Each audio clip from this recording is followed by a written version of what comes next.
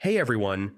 Uh, in this video, I'll show you how to fix TurboTax not responding issues in just a couple of minutes.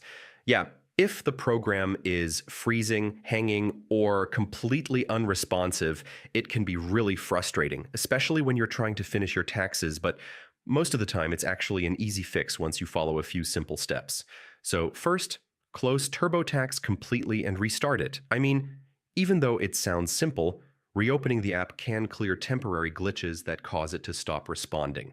Next, make sure your computer meets the system requirements and has enough free memory. Yeah, low RAM or a nearly full hard drive can make TurboTax slow or unresponsive, so free up some space if needed.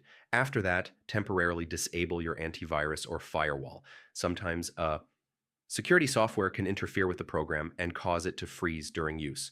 Also, if you're using TurboTax online, clear your browser cache or switch to a different browser. Stored data or cookies can block certain functions and slow down the app. And yeah, check your internet connection as well. An unstable or slow connection can cause online features to hang or become unresponsive.